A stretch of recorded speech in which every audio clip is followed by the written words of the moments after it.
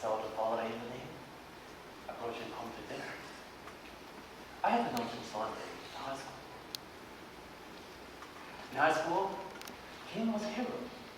He had a tremendous Irish good nature and vitality with the scruff and polished look of white underwear. He seemed to move in a continuous spotlight. He was a star in basketball, captain of the debate club, president of the senior class in the Glee Club, and he set a building of the annual outcast. He was always running, rebelling, not just walking. He seemed always at the point of defeating the law of gravity.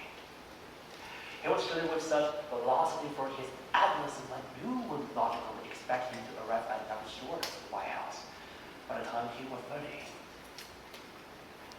King apparently ran into war interference after his graduation from Minnesota. His speed had definitely slowed. 6 years after he left high school, he was holding a job that was much better than mine. He was the only one at the warehouse with whom I was on friendly terms. I was proud of him as someone who could remember his former glory, who had seen him win basketball game and a silver cup in debate. He knew of my secret practice of retiring to the cabinet of the washroom to work on oil when business was like the warehouse. They call me Shakespeare.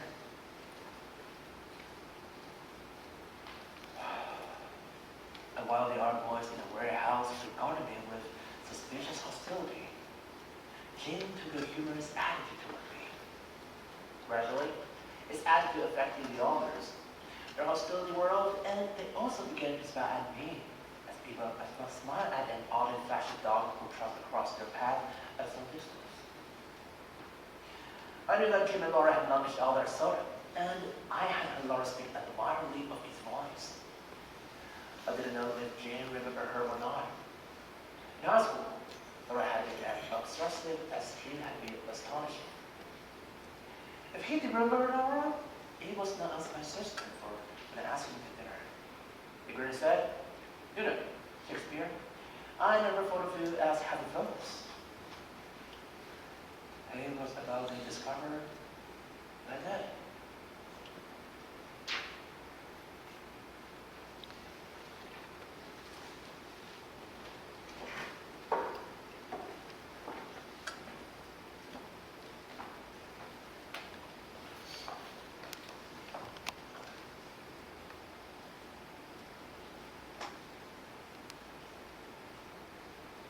Why are you trembling? Mother, it made me so nervous. How have I made you nervous? I always fast. It makes it seem so important. I don't understand you, Laura.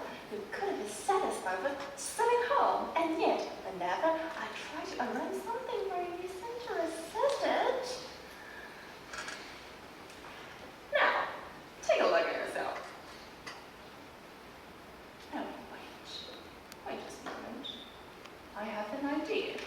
What is the matter?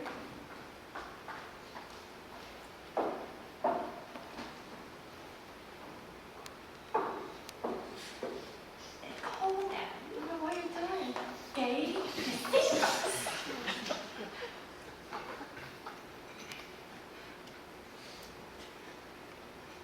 I won't wear them. You will. Why should I? Because, painfully honest, your chest is flat. It makes it seem that we're setting a trap. All pretty girls are a trap, a pretty trap, and men expect them to be. Now, look at yourself, young lady. This is the prettiest you will ever be. I've got to fix myself now. You're going to be surprised by your mother's appearance.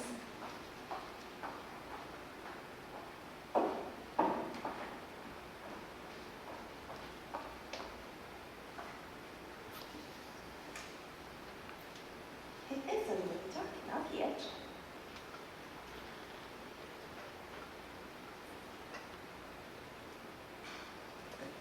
I'm going to show you something. I'm going to make a spectacular appearance. What is it, Mother? Possess your soul in patience, you will see. Something I've resurrected from the old truck. Styles, elegance, you're terribly much after all.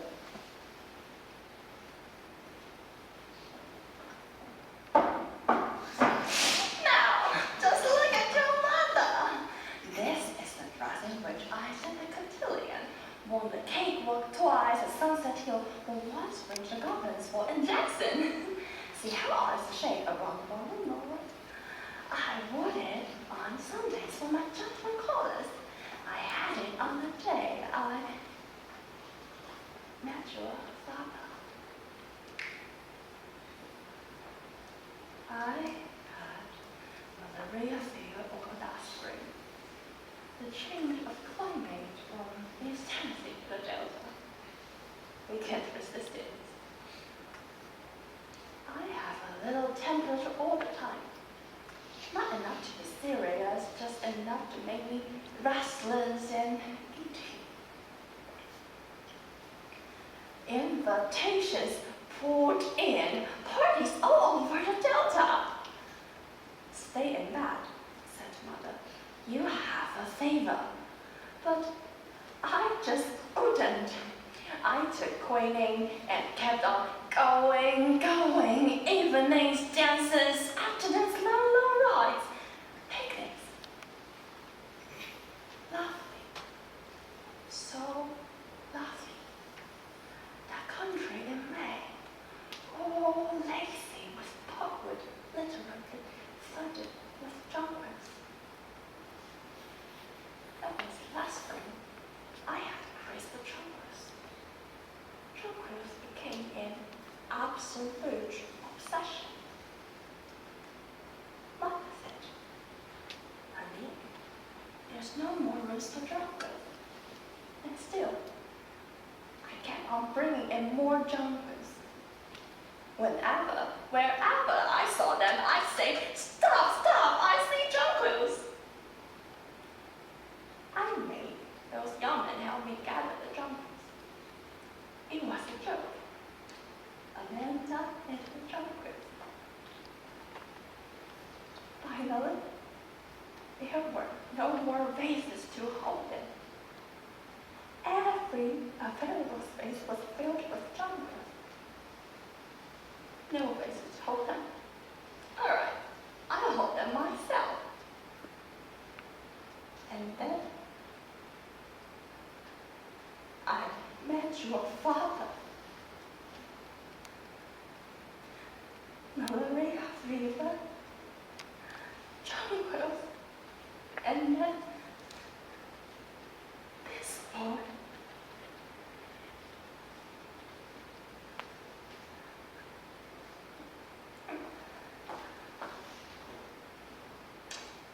I hope it gets here before it starts to rain.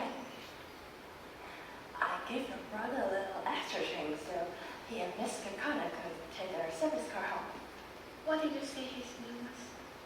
Kakana? What is his first name? I don't remember. Oh yes, I do. It was Jim. Not Jim. Yes, that was it. It was Jim. I know. Jim wasn't nice. Are you sure his name is Jim O'Connor? Yes. Why? Is he the one that Tom used to know in high school? He didn't say so. I think he got to know him at the warehouse. There was a Jim O'Connor we both knew in high school. If that is the one that Tom's bringing to dinner, you have to excuse me. I won't come to the table. What sort of nonsense is this? You asked me once if I ever liked a boy. Don't you remember I showed you this boy's picture? You mean the boy you showed me in the yearbook? Yes. That boy. Laura, were you in love with that boy? I don't know, Mother. All I know is I cannot see at the table if it was him. It won't be him. It is the least bit likely. Or whether it is or not, you will come to the table. You will not be excused. I'll have to be Mother. I don't intend to humor your silliness, Laura. I've had too much from you and your brother both. So just sit down and compose yourself till I come. Tom has forgotten his keys, so you will have to let him in whenever. Oh, Mother, you answer the door. I'll be in the kitchen busy. Oh, Mom, please answer the door. Don't let me do it. I've got to fix the dressing of the salmon. Fast, silliness, all but drink the cock.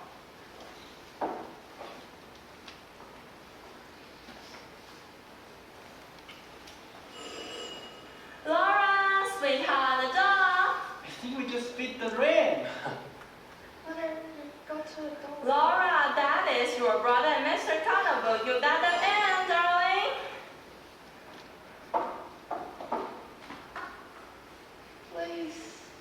Please. Wait, you didn't see anything?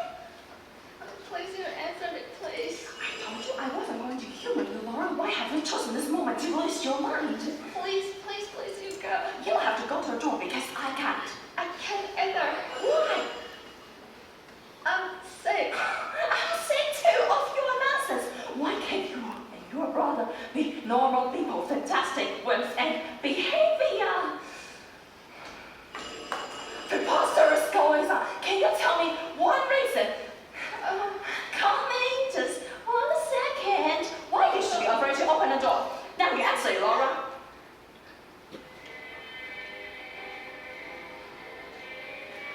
Laura, we failed. You march right to that door. Yes. Yes, Mother.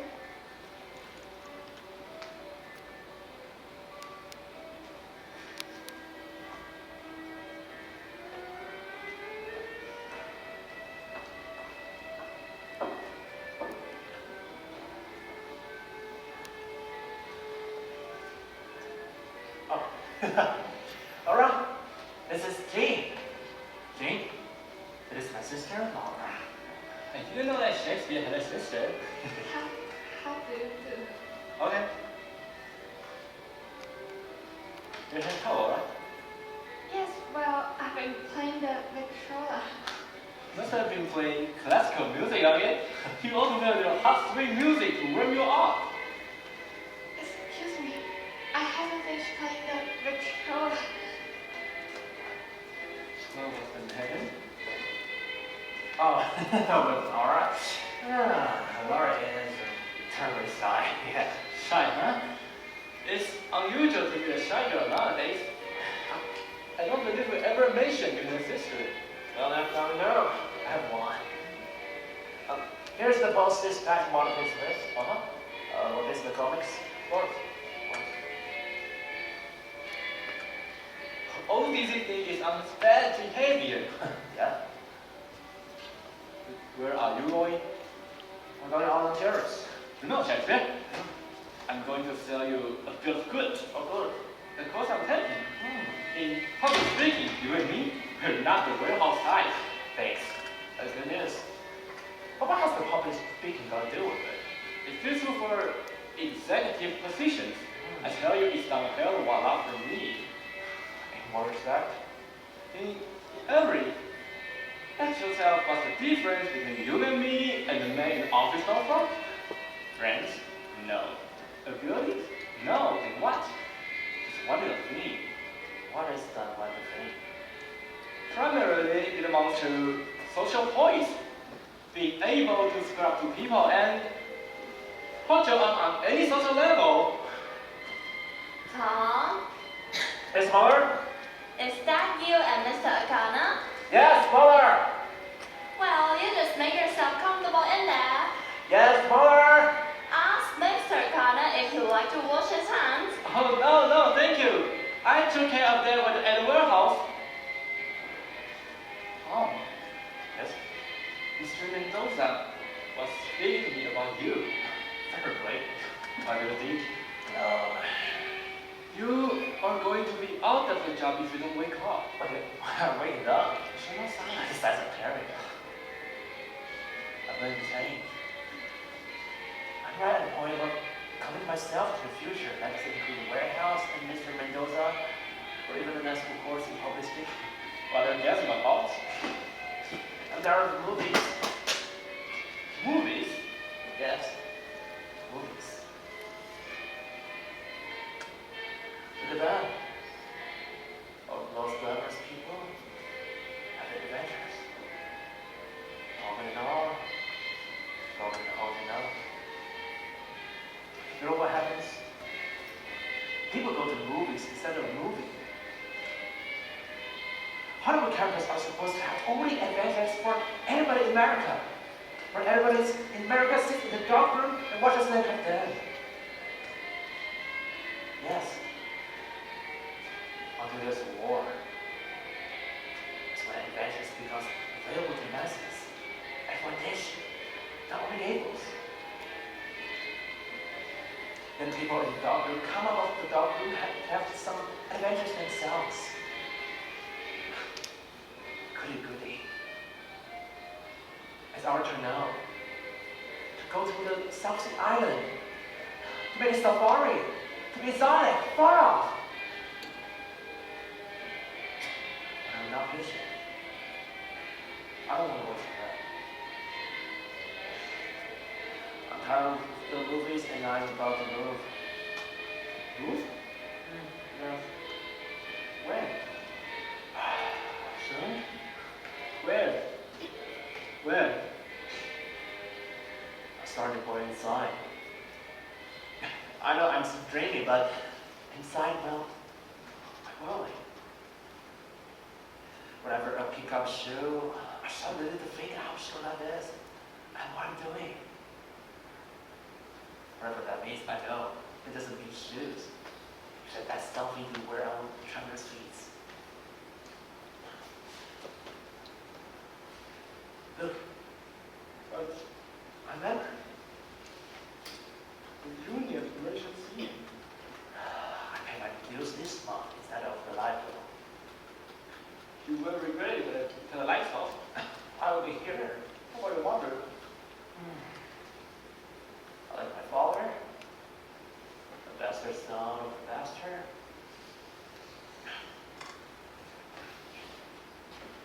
You know how he's putting inside his picture in there? And he's been upset going on for 60 years. You're just talking, you trick. How does a mother feel about it?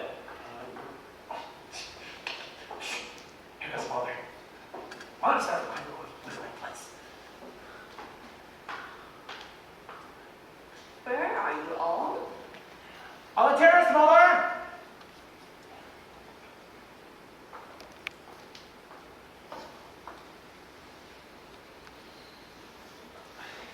Well, so this is Mr. Akana.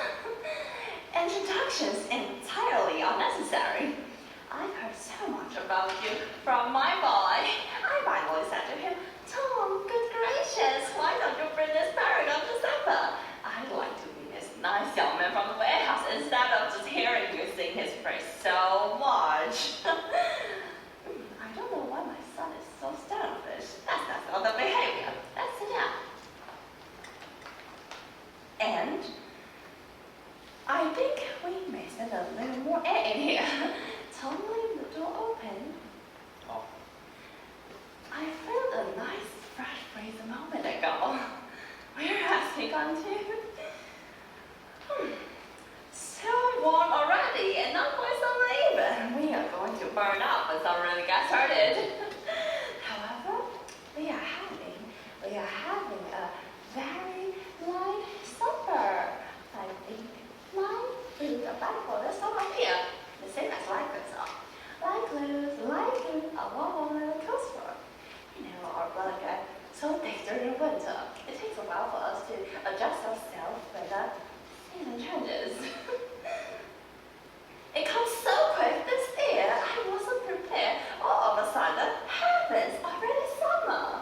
I ran to the trunk and found this light dress. Terribly old, historical almost, but feels so good and cold, you know. Mother, Yes, honey. how about supper? Oh, honey, you go ask sister if supper is ready. You know that sister is in full charge of supper. Tell her your hunger was waiting for you. Have you met Laura? She... That's you in.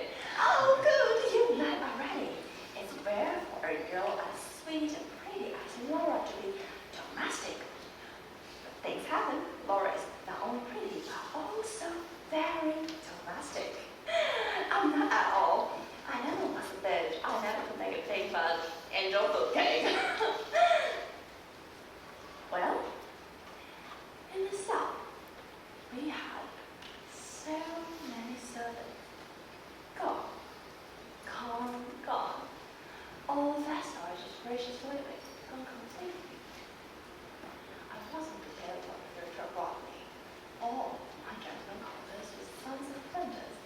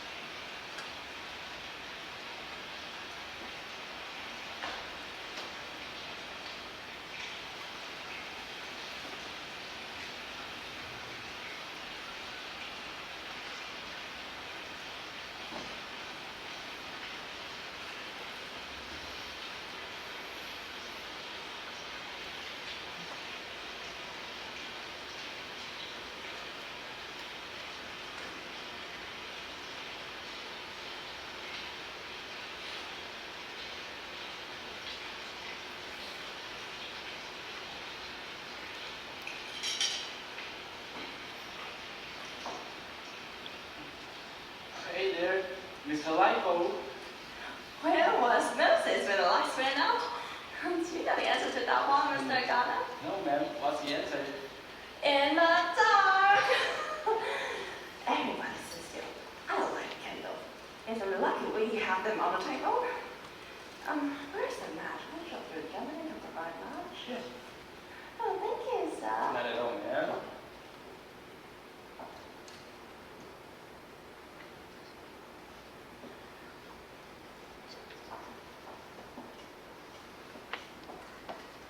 I guess the fuse was burned out. Mr. Connor, can you tell a burn out fuse? I know I can. Tom is a top of laws when it comes to mechanics.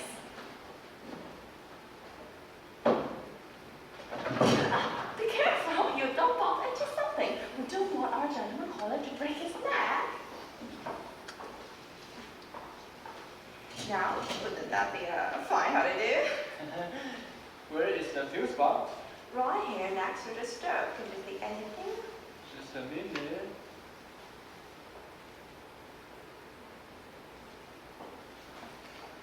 Isn't electricity a mysterious thing? Wasn't it Benjamin Franklin who tied a key to a kite? We live in such a mysterious universe, don't we?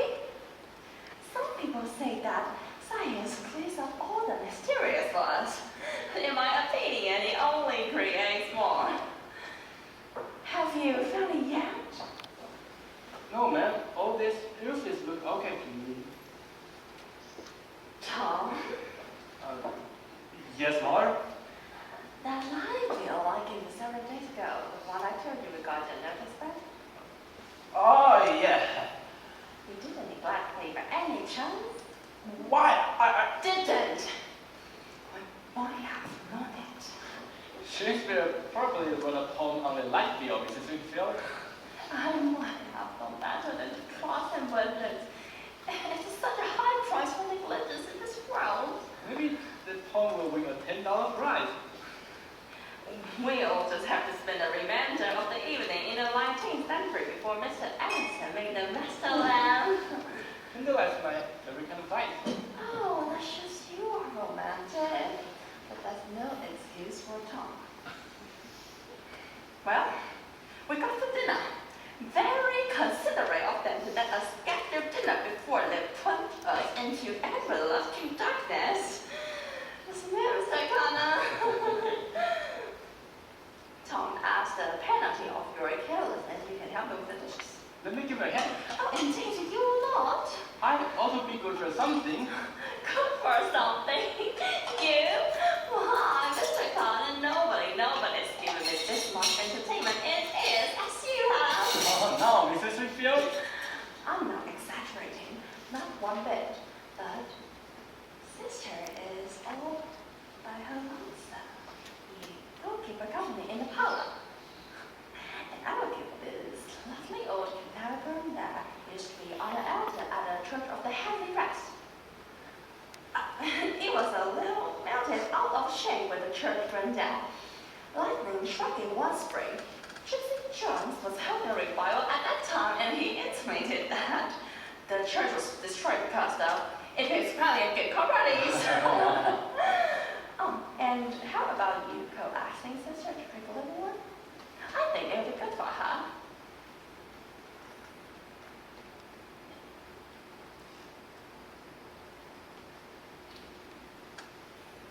Can you carry both at once? Sure, Superman.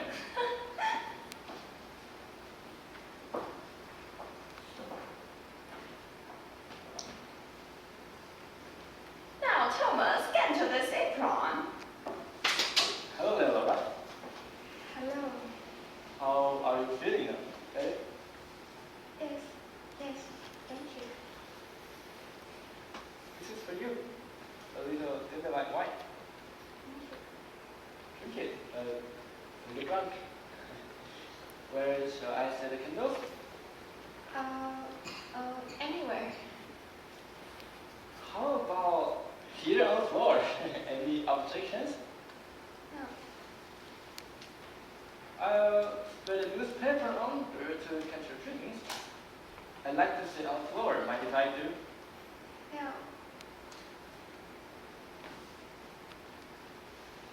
Give me a pillow? What? A pillow. Oh. How about you? Don't you like to sit on the floor? Oh, yes. Why don't you then? I will. Take a pillow.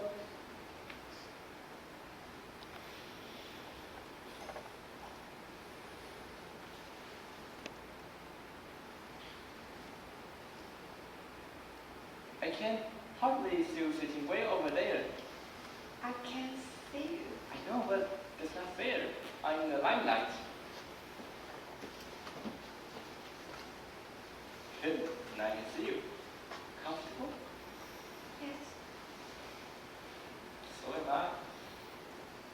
Comfortable as a cow.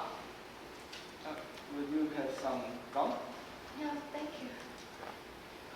I think that I will judge with attention. Think the person made by the guy that invented the first piece of chewing gum. Years ago. The Wrigley Building is one of the size of Chicago. I saw it when I went up to Central Park. Did you take in a Central Park? No, I didn't. Well, it was quite a wonderful exposition. What impressed me most was the Hall of Science. Gives you an idea of what the future will be. Even more wonderful than the present time is. Your brother tells you're shy. Is that right? I don't know. I judge you to be an old-fashioned type of girl. Well, I think this is a pretty good time to be. But you don't think I'm being personal, do you? I'll take a piece of gum if you don't mind.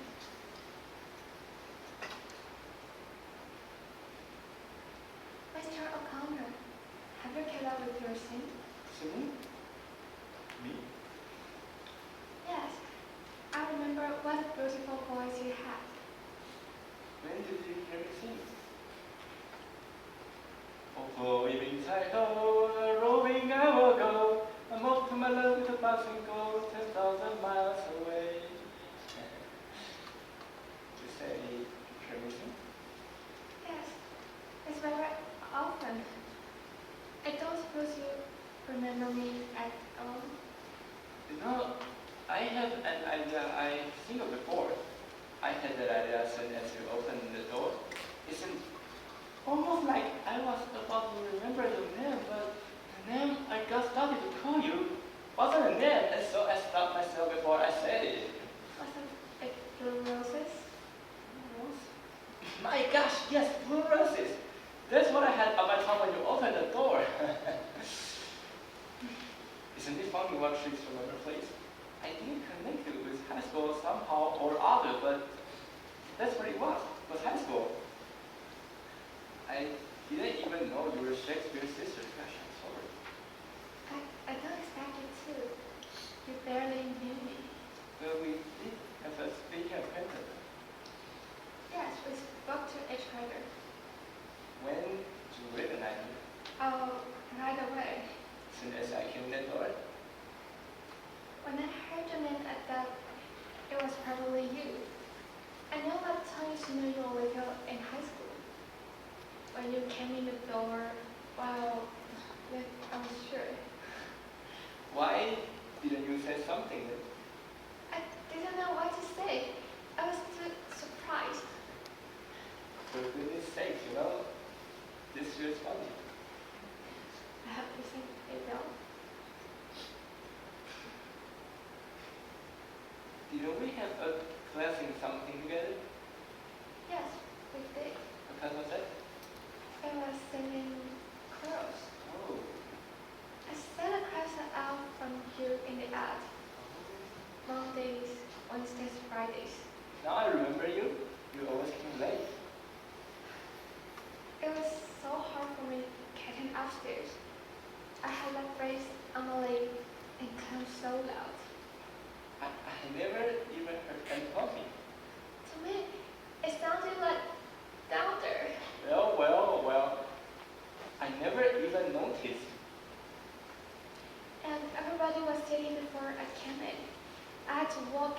of all those people, my seat was sitting in the back row.